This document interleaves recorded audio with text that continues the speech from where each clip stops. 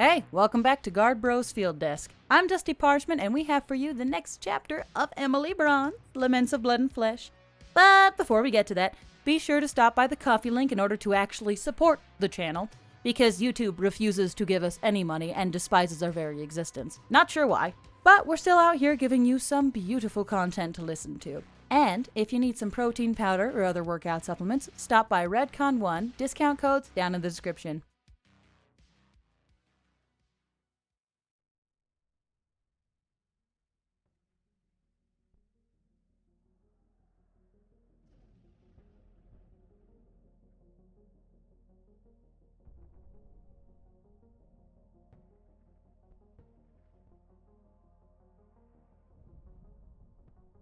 Chapter 2. No Easy Paycheck. Emily frowned at the large, gaping cavern that had been carved out from the large rock face, the edges twisted and almost burned by the heat of the drill that had plowed its way through. Beside the opening were the ruined remains of the Titanus marrow drill, a piece of the stolen mining tech from a dimension unknown to Emily, but it had apparently popped in briefly during a crack storm. These crack storms were new, a kind of rippling nerve twinge between all the dimensions tethered to Earth. Like bouncing life rafts in a torrential, void-like sea getting bumped by an unlucky beach ball that strayed too close. When a storm arrived, random innocent dimensions briefly collide with Earth's and the ones tethered to it, causing an opening to form and allowing things to pass back and forth. These were becoming more and more common, much to the detriment of both Earth and these poor unlucky spaces in the void. They bore through the crust of the underground with that fucking thing? Emily said, casting her eyes over the multi-story drill with fascination. A nearby diver doing up his bootlaces looked up and nodded. Yeah, chewed right through and burst out like a startled mole. They were picked up on sensors almost 4 miles away, so when they came through, security forces had already set up multiple auto lasers and mobile crab sentries. How many of them came through? Marill asked, eyeballing the large opening warily. About 6 companies. Drill took 7 missile barrage hits as soon as it rumbled into view. Then the turrets and gunners opened up. It was like a zombie rush from a movie. The diver said, tying off his laces with a flourish and then tucking them beside the tongue of his boot. Now it's a superhighway into the depths. It's hotter than sin down there, though. Emily looked out into the gaping wound in the rock, watching as parties went to and fro from the depths. Yeah, I can see that. Is it always this busy? Has been since it opened. Cuts down half the travel time, thrice the danger, double the reward. Body bag wagons have been having to make daily trips now. The diver said, then stood up, shouldering his rifle. Anyway, gotta get going. Good luck to ya. Emily nodded to the diver and raised a hand. Yeah, same to you as well. Try not to become a meal. The diver chuckled dryly and trudged off to rejoin the rest of his party, all of them impatiently waiting near a Sketty, an open-topped, 6-wheeled ATV designed to haul divers and their gear. Emily watched them mount up and drive off, her new Bren 805 slung below her chest, and she felt the weight dig her plate carrier into her rib cage. What do you think, Emily? Marill said, hefting her own body armor up and over her humanoid torso. Just go right in and hope for the best? Tar snorted out a laugh, pulling the belt from his Marion Ruck feeding system and placing the brass into his open M2040B. Sounds the most fun, don't it? Wandering around blindly on the ground. Yes, haha, much fun. You can't wait. Yapuya growled, eyeballing the large opening as if it were a giant mousetrap. Davin gave the harpy a nudge with his elbow. The big mean hole ain't gonna eat you, Yoy. You'll be fine. Yapuya growled at Davin, hugging the 40mm grenade launcher to her chest angrily. Don't see any other way about it. Won't even be able to take vehicles as far as I could reckon. Tunnel likely narrows down like a motherfucker where we're going. Emily sighed out, resettling the straps on her shoulders with a roll of her arms. Best to keep spread out. The map says they are burrowing all over the place, making avenues and larger tunnels so their forces could gather. Not to mention all the little arteries leading up from his... Emily swallowed tightly, her throat dry. The flesh tailor's lair. Spooky, Marill said dourly, knocking the toes of her hoof boots on the soft moss that seemed to behave like grass where they were. Well, let's get it going then. You said time is wasting after all. Unfortunately, yes, Emily said, then forced her legs to lurch forward, the rest of her party setting off behind her. Emily didn't understand just how large the opening was until she was at the mouth of it, and it must have been at least 5 stories high, if not double that wide. Along the stone edges of the opening were the seared, scorched divots of the drill's passage, blast marks from turrets, and pocked holes of slugs detonating against the rock, as well as the old, sickly-looking smears of blood high upon the walls. The floors and walls of the cavern were oddly smooth, and Emily saw machinery laying along the side of the cavern walls, out of the way of traffic. These were great grinders and rollers, and Emily realized they were why the pathway was so smooth. "Are they trying to make this a roadway or something?" Emily asked openly, looking left and right and spotting even more machinery, the company labels all in dwarf and darkspeak. Morrill trotted up beside Emily, beaming broadly around her. "I think they are. I mean, when you think about it, the cultists kinda gave them a huge underground highway. May as well make use of it." Could go higher. Yapuya said sulkily, scowling upwards. Mine all way up to sky, so if I could fly out of this place. Imagine how long it would take to walk the stairs. Tar said with a grimace, already chugging through his first canteen. Just thinking about the idea makes my calves hurt. Emily snorted, but kept her stride, weaving in and out of the other divers as they came to and fro. Some bore treasures, talking excitedly to each other in their good fortune, while others walked past with deadened faces, clutching weapons with shaking hands and the identification cards of their dead. Around a mile into the large tunnel, a scuddy hauling a long trailer honked its horn, and everyone moved towards the walls to give it passage. Emily leaned out past Morrill to see what it was hauling, and in the trailer were layer upon layer of body bags, all the races mixed together, even a few larger ones that Emily surmised were centaurs or some other kind of larger race. "Another surge on the 60th Street, I suppose," a diver said nearby Emily, and she turned her ear towards them. Must be. It's the only front they haven't locked down. It's like the Battle of Regiment down there. And some of us are making good money slinging lead. Another woman said, sighing unhappily. The man sighed back at her and shook his head. "They're trying to find her, aren't they?" Wouldn't surprise me. From here to the big purifier, they're all trying to get a piece of that bitch. The woman said, and Emily heard her spit on the ground. "That fucking cunt," Morrill growled, starting forward, but halted when Emily held out a hand and pressed it against Morrill's stomach. "It's okay, Morrill," Emily said, forcing a smile. "Come on, let's get moving." Morrill hummed in her throat, still eyeballing the talking woman, but shouldered past people in the crowd, making a path for Emily, Tarj, Davin, and Yapuya. The stone street beneath Emily's boots was dreadfully unyielding, and after 5 miles, Emily felt each and every step in her leg bones. Emily looked at the rest of her party, saw that they didn't seem bothered in the least, and made a mental note to hide her discomfort as best as she could. After 10 miles, Emily was to the point she kept waffling on whether or not Morrill would let her catch a ride and rest her feet. Worse than the path was the temperature. In this part of the underground, there was no techno-magical hoo-ha to keep the air cool, and sweat was pouring down Emily in very uncomfortable places. It was hot and worse, humid. It reminded Emily of the summer vacation she spent in Oklahoma with some of her relatives, the bastards having a home in McAllister. What she remembered most was how heavy the air was, and how it made her lungs want to grow gills. This wasn't much different. Emily drained the last dregs of her second canteen, having already bled her drinking bladder dry, and she wiped at her forehead in aggravation. "I'm not the only one melting, right?" Emily gasped out, bending over at the waist and resting her hands on her sweaty knees.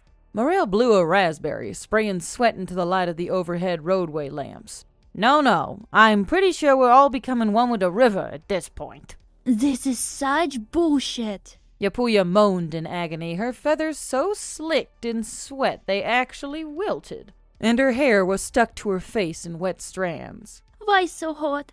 Why so hot this far down tunnel? Davin wiped his face with a hand towel, shoving the still soaking thing in a pocket on his chest rig. We're far underground, and this is the actual temperature we would have to get used to. That's why miners frequently died of dehydration. I think the map said something about a watering hole about another mile up.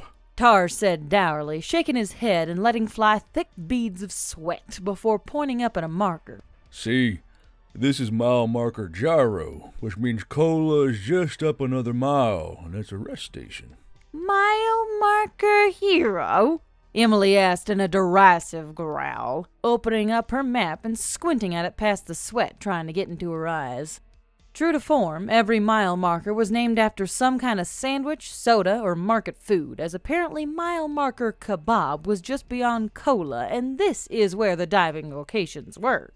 They named them all after foods. When I get to mile marker lemonade, remind me to take a piss on it, Emily spat, shoving the map back into her pouch. Looks like Cola has a couple of buildings on it too, advanced rest station and medical center.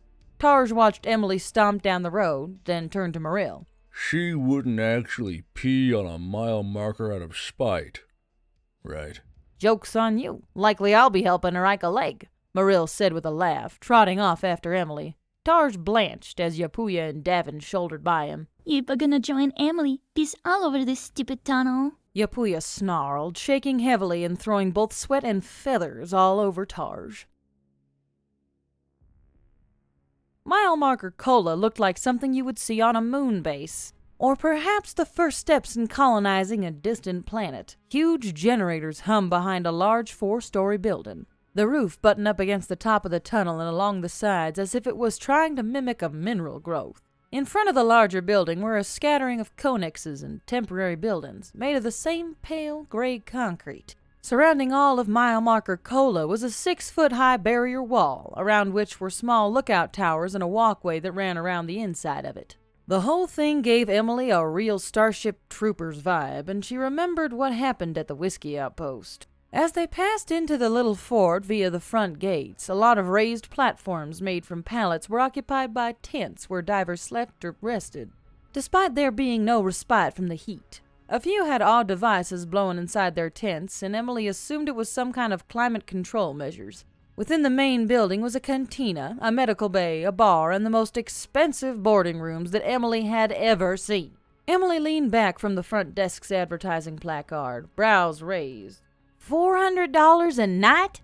You've gotta be fucking kidding me. Nah, I get it. Marill panted, rapidly popping the hem of her uniform top to suck in more of the cold, air-conditioned air. I really get it. After a week of diving in this underground armpit, I'd stomp my mother to death to pay that much and sleep comfortably. The smell wafting out of Marill's uniform top made Emily grimace, and she sidestepped towards Davin, who was looking up at a large screen that sat beside the check-in desk of mile marker Coda. Look here, Davin said, pointing up at a digitized map that was on the screen. We're only 4 miles from where the salt water's coming in. Salt water down here? That's impossible, Emily grunted, turning to also look up at the screen. Davin nodded. Ocean water.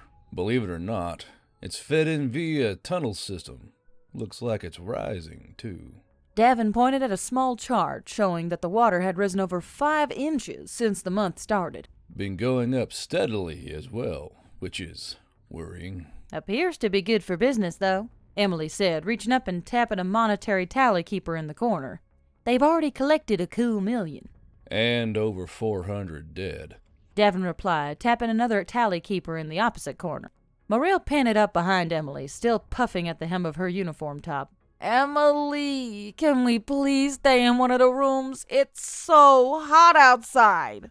Emily leaned her head back, thumping the top of her ponytail against Marill's large, sweat-soaked chest. Yes, Marill, I can spring for a room, but only for tonight. We have to move out as soon as we're rested. Thank fuck! Marill heaved, and she quickly pulled apart the buttons of her uniform top.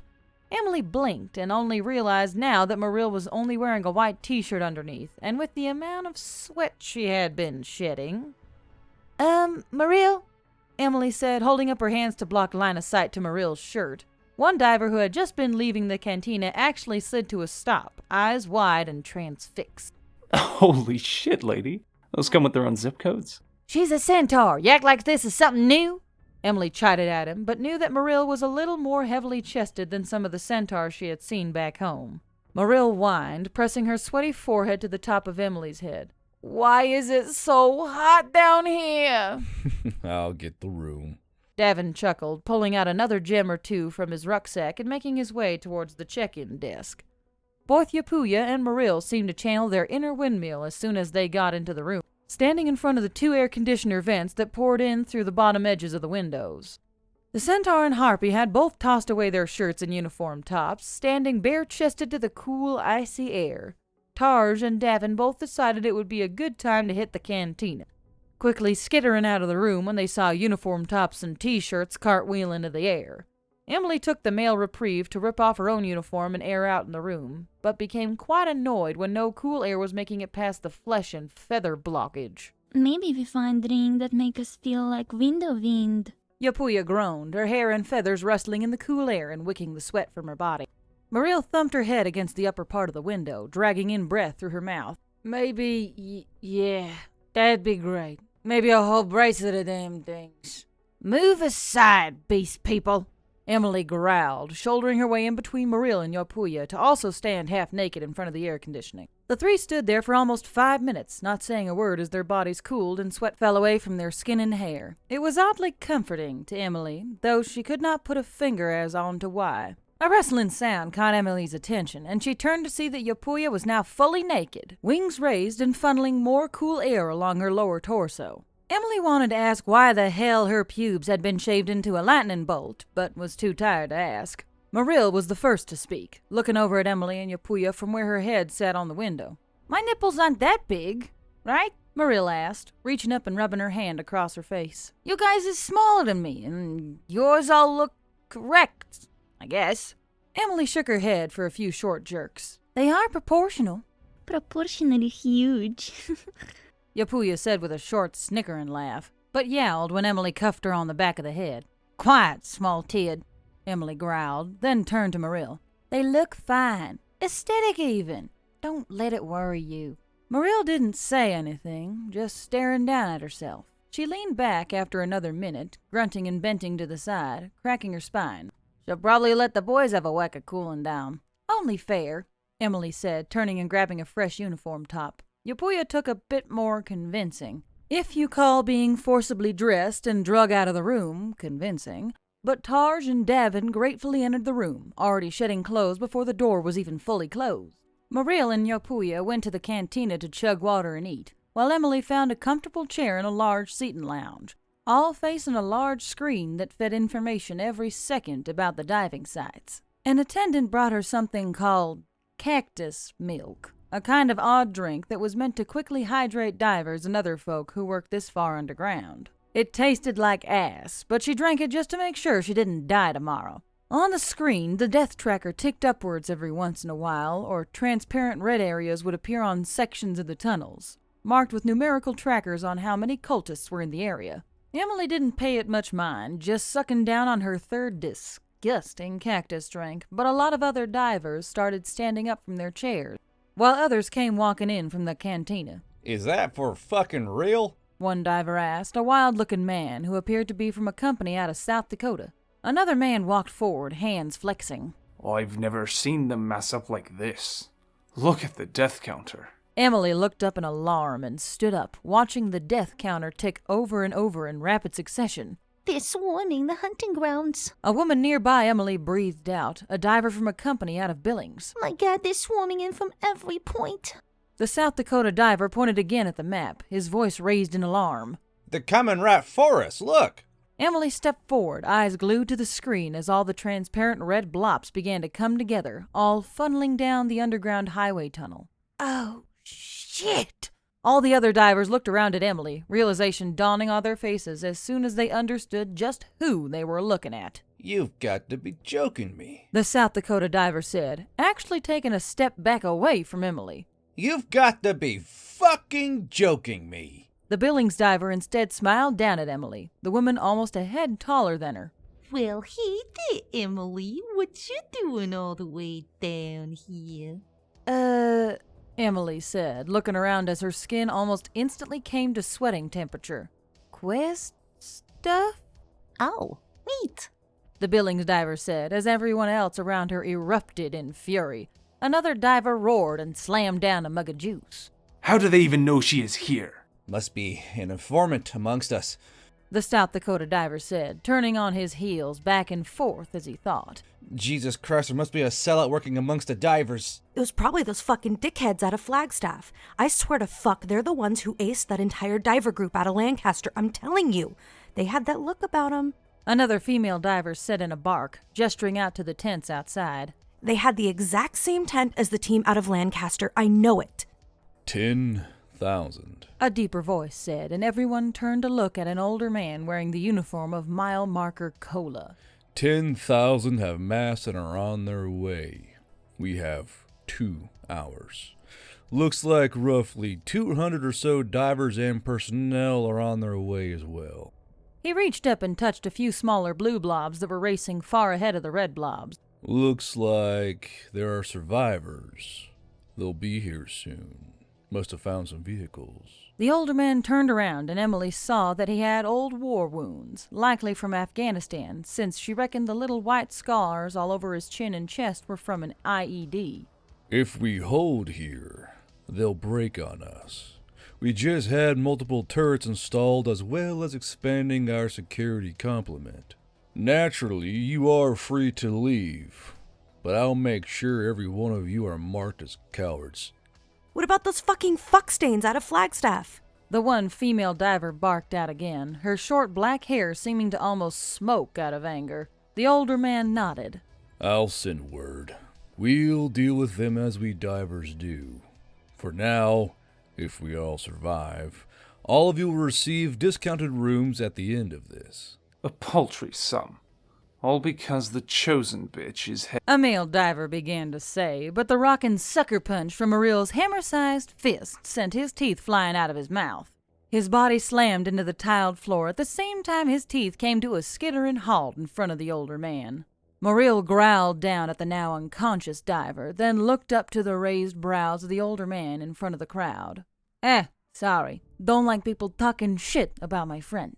As it should be, the older man said, smiling warmly before turning back to the room full of divers and touching his finger to a small electronic device in his ear. After a moment, he spoke. Spread the word and get combat ready. Rewards have already been authorized. 7,000 per diver per group. Ammunition compensation if the correct forms are filled out. The Billings diver clapped her hands together, her smile wide. 7,000 for just a day's worth of work? Perhaps this is a blessing in disguise.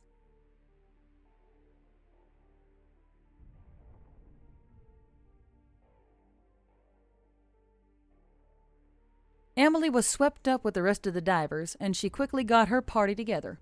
All of them loaded up with every spare magazine their pockets could fit. The entire mile marker Cola site was swarming with people now. Security forces pouring out of a hidden barracks built within the rock facing of the tunnel while divers mustered and found places to sort themselves. Every couple of minutes a smoking vehicle of one sort or another would rumble into the gates. Bloody divers, miners, workers, and other personnel pouring off it like fleas from a bathing dog. Emily realized this was the first time she would be able to see a mix of races in combat together with humans. Dwarves, elves, insectoid peoples, and even some of the more darker races all worked together to ready Cola for its stand. Stand aside. Stand aside.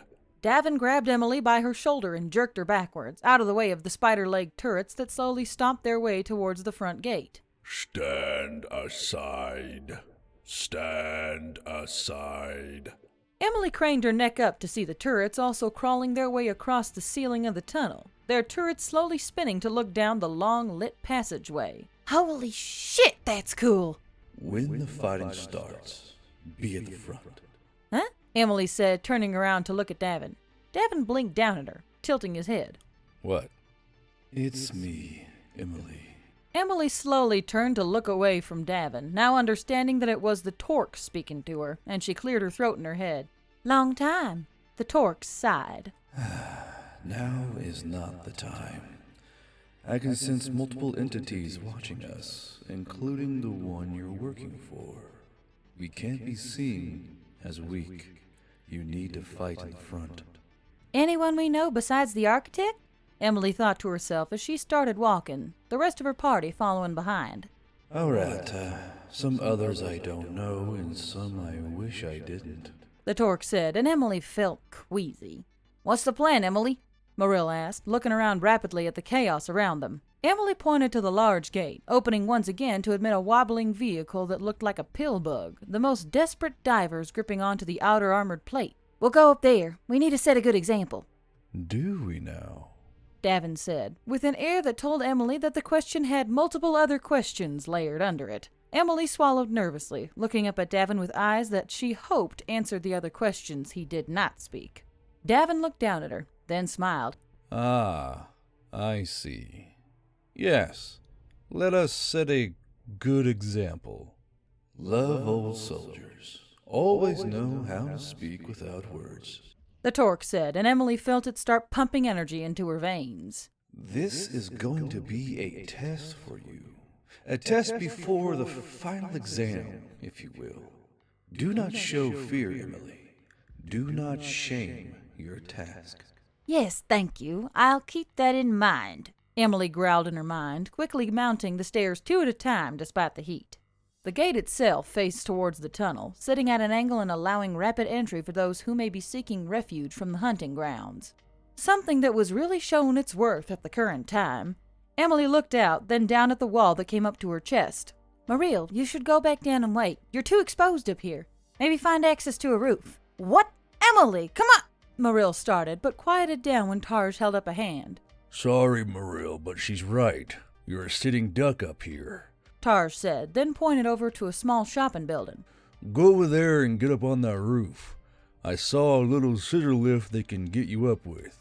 You could use those ceiling units as cover and shoot over us. Mariel growled in her throat, stamped a hoof, but quickly made her way back down the stairs, or at least as fast as a centaur could. Divers on foot! Someone called out, and Emily spun back around to look down the tunnel with the other hundreds of divers currently camped at Kola. 700 yards down the tunnel, dark figures were running raggedly with lights flashing on weapons or on their person, and even Emily could see they were tired. They're not gonna make it. They're being outpaced by the fish people. A woman called out from behind them. Another man slammed something down onto the ground, also looking at a scanner. There's over 100 of them down there. We can't just leave them. By the time they're in range of the turrets, it'll already be too late. A security officer said sourly, looking up at the little spider turrets that fidgeted from atop the ceiling. They're high-powered plasma gatling, but the range is only 200 yards. They're designed to do splash damage. If we leave the station, we risk getting caught out. They'll roll right over us. Another diver said, and Emily could hear the aggravation in his voice. We could do it. The Torque whispered into Emily's head, and she could feel its giddiness. All we need is a melee weapon. We could hold back that entire horde. Once they see you, they'll all try and swarm you. They'll leave the others alone. You'll save 100 or so of your fellows. I could also die. Emily thought back to it, and despite the burning fear in her stomach, the thought did provoke other, odder feelings in her chest. A kind of swelling that fought against her stomach. You and I could get torn apart by those fish bastards, and they'll eat us as if we were a can of chicken. Oh, I do know, but what would be better? To be viewed as safe little Emily, waiting up on the walls, watching as hundreds are butchered because of the mere fact you are here. Or to charge out into the fray and safeguard those who would be killed purely for the bad chance of being here at the same time you are. What would you choose, Emily? Emily stood there, gripping at the wall in front of her as sweat continued beating down her skin in the underground heat. They're still closing. 10 minutes and they'll be toast. The security officer said with disgust, punching the wall so fiercely the metal rang like a gong. Emily swallowed, looked around at Tarj, Davin, and Yapuya, who all stared out at the distant figures, then raised her head to the ceiling, closing her eyes. I don't have a melee weapon on me except for the stupid knife. I know we don't, but he does. The Torque said, and Emily could hear the grin on its non-existent lips as they both turned her head, looking to the diver beside them. Eyes resting casually behind the scope of his rifle, watching those languishing down the tunnel with angry eyebrows. On his rucksack he had a pole hammer, the head a gleaming gold and the shaft a wood so black that it almost looked burnt, all tied together with a sturdy-looking steel handle wrapped in leather and a little beaked claw at the very end of the shaft. Emily closed her eyes again, setting her Bren rifle against the wall in front of Tarj. Just like the woods, she thought, unshouldering her 3-day pack with all her extra magazines. She felt the Torque nod. Be right there the entire way. I'll make you look so good, no one will ever call you a bitch again. You better, Emily thought with a grin, and ripped the pole hammer off the man's rucksack with a tearing of its fabric loops.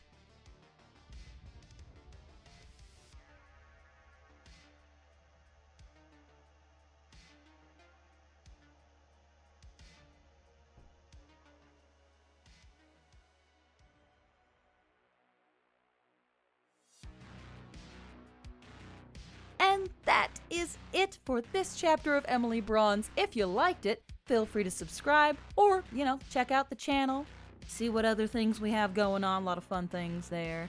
And just as a little reminder, and I know you love hearing this from YouTubers of all varieties, there's a little notification bell, that little bell. You gotta click it and make sure that it's in a way that you can actually get notifications from us, which may or may not even work depending on what YouTube decides. I don't know, the temperature, color of the sky. On top of that, feel free to comment down below giving us feedback or your thoughts on the chapter or, I don't know, whatever else you want to put down there, I guess. Remember that our Coffee, Redcon 1, and our Twitch channel, where Guardbro streams RPG games live. Until we see you next time on this side of the veil, that was Dusty Parch, Eliza VTuber, Danger, Amanda McKnight, Fire, and RB Sounds. Oh yeah, and Guardbro. He shows up every once in a while. Bye!